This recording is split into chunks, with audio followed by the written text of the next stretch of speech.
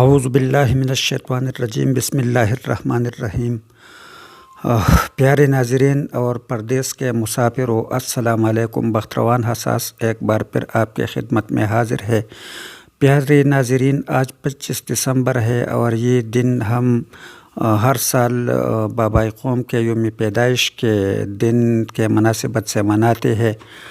تو پیارے بھائیوں، آج پاکستان کو آزاد ہوئے تقریباً 73 سال یا کم و زیادہ ہوگا، لیکن آج جس سوچ سے، جس نظریے سے بابائے قوم قائد اعظم نے اس ملک کا بنیاد رکھا تھا کہ اس ملک میں لا الہ کا نظام ہوگا، اور تحریک پاکستان کے کارکن یہ نعرہ لگاتے تھے کہ پاکستان کا مطلب کیا، لا الہ الا اللہ محمد رسول اللہ صلی اللہ علیہ وآلہ وسلم۔ اور اس کے بعد پھر وہ کہتے تھے کہ یہ پاکستان جو ہوگا یہ ایک آزاد اور خود مختار ملک ہوگا، یہاں کے جو عوام ہے، جو باشندے ہیں، ان کو انصاف ملے گی اور وہ آزاد ہوں گے۔ تو پیارے پاکستانیوں، آج ہمیں اپنے گریبان میں جھانکنا چاہیے کہ آج کا جو پاکستان ہے، اگر آج بابائے قوم آئے اور اس پاکستان کو دیکھے تو وہ کتنا مایوس ہوگا اور کتنا غمگین ہوگا کہ میں نے جس پاکستان کا بنیاد رکھا تھا، میں نے جس خوشحال پاکستان، جس آزاد پاکستان کا بنیاد رکھا تھا، وہ پاکستان تو غلام بن گیا ہے، وہ پاکستان تو ظلم کا ایک اماجگاہ بن گیا ہے۔ پیارے ناظرین، میں نے سنا تھا، ہو سکتا ہے یہ سچ ہوگا، کہ کراچی میں بابائے قوم قائد اعظم کا نواسہ قتل ہوا تھا اور کوئی اس کا FIR درج کرنے کو تیار نہیں تھا تھانے والے۔ تو کیا یہ بابا کا پاکستان ہے؟ دوسری طرف بات یہ ہے پیارے ناظرین کہ اگر کسی مجرم کے ساتھ آدھا کلو یا پاؤ ہیروئن پکڑا جائے تو اس کو اگر وہ غریب ہو تو اس کو اتنا سزا ملتا ہے، 10-15 سال وہ جیل میں سڑتا ہے، کوئی اس کا پوچھنے والا نہیں ہوتا۔ اور آج رانا ثناء اللہ کا ضمانت ہوا ہے اور اس کے ساتھ تقریباً 21 کلو ہیروئن برآمد ہوا تھا بقول FIA اور بقول شہریار افریدی، اور اس کا ضمانت ہوا ہے۔ پیارے ناظرین، زرداری صاحب نے جتنا اس پر الزامات ہے کہ اتنے ارب روپے اس نے چوری کیے ہیں، اس کا ضمانت ہوا، پریال تالپور صاحبہ کا ضمانت ہوا، نواز شریف کا ضمانت ہوا اور شہباز شریف کا ضمانت ہوا۔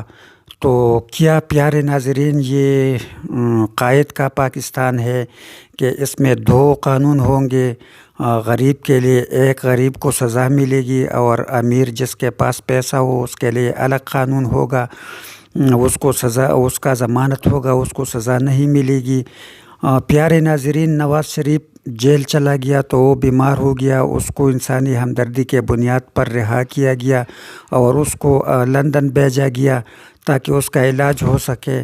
اسی طرح اگر کوئی غریب ملزم ہو اور جیل میں قید ہو کیا اس کو یہ سہولیات مل سکتی ہے؟ جواب نفی میں ہے، نہ۔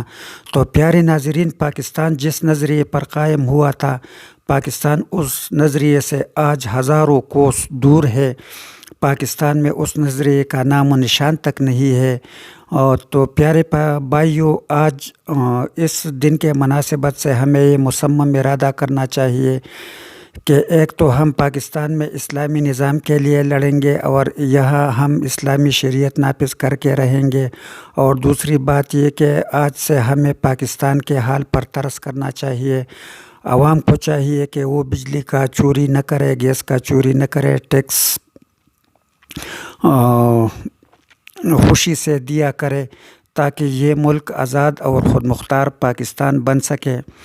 پیارے ناظرین، آج ملک میں جو بھی حال ہے، ہر طرف بلوچ ناراض ہے، وہ کہتے ہیں کہ ہمیں حقوق نہیں مل رہے، سرائیکی ناراض ہے کہ ہم پنجابیوں سے تنگ ہے، پختون الگ چیخ رہے ہیں کہ ہمیں حقوق نہیں مل رہے ہیں، گلگت بلتستان کے لوگ بھی پاکستان اور وفاق سے خفا ہے۔ تو پیارے پاکستانی بھائیوں، آج ہمیں یہ سب کچھ بھولنا چاہیے اور ایک نئے پاکستان کے لیے جدوجہد کرنا چاہیے، اس پاکستان کے لیے جس میں شریعت محمدی صلی اللہ علیہ وسلم ہو، ہر کسی کے ساتھ انصاف ہو، اس پاکستان کے لیے جو بیرونی قرضوں سے آزاد ہو، جو خوشحال ہو اور یہاں کے ہر باشندے کو روزگار ملے اور طبی سہولیات ملے، تاکہ ہم حقیقی پاکستان کو بنا سکیں۔ والسلام۔